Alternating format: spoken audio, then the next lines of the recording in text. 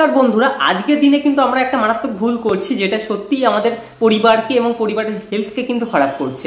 এখন আমরা জানি যে ওয়েদার চেঞ্জের জন্য প্রত্যেকটা বাড়িতে জ্বর এবং সর্দি কিন্তু একটা কমন সিনড্রোম হিসেবে কিন্তু দেখা যায়।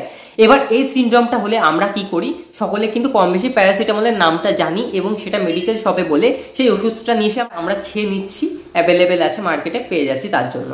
কিন্তু ভারত সরকার এই প্যারাসিটামলকে কিন্তু কিছু সময়ের জন্য ব্যান করেছিল এবং ভারত সরকার সহ শ্রীলঙ্কা, ইউএসএও কিন্তু এটা ব্যান্ড আছে এবং এফডিসি রুলস মেনে খেতে বলা হয়, অর্থাৎ ফিক্সড ডোজ কম্বিনেশন মেনে খেতে বলা হয়। কারণ এই প্যারাসিটামলের ওভারডোজ কিন্তু লিভারকে ড্যামেজ করে ফেলতে পারে এবং মানুষকে মেরেও ফেলতে পারে। এর কিন্তু উদাহরণ শ্রীলঙ্কাতে আছে, সেখানকার মানুষ প্যারাসিটামল খেয়ে কিন্তু আত্মহত্যাও করেছে। এবার প্যারাসিটামল কিন্তু আমাদের অ্যালার্জি এবং শ্বাসকষ্ট সমস্যাকে কিন্তু বাড়িয়েও দিতে পারে। মূলত প্যারাসিটামল আমাদের মস্তিষ্কের প্রোস্টাগ্ল্যান্ডিন নামক যে রাসায়নিক সেটাকে কিন্তু অবশ করে দেয়, অর্থাৎ তার যেই পরিচালন রীতি সেটাকে থামিয়ে দেয়, যার ফলে কি হয় আমাদের জ্বর বা ব্যথার অনুভূতি থেমে যায় বা অবশ হয়ে যায়, যার জন্য আমরা ভাবি যে জ্বর ঠিক হয়ে গেছে, কিন্তু জ্বর ঠিক হয় না। সেটা শুধু আমাদের মনের ভুল বা আমাদেরকে ড্রাগ খাইয়ে সেটা আমাদেরকে বোঝানো হয়।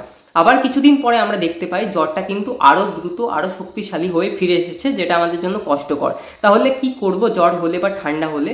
মূলত কুকড ফুডের জায়গায় বয়েল ফুড খান, রেস্ট করুন, সাইট্রাস জাতীয় ফুড খান। যেভাবে জ্বরটা এসেছিল সেইভাবেই 3 থেকে 4 দিনের মাথায় জ্বরটা অটোমেটিক সেইভাবেই চলে যাবে।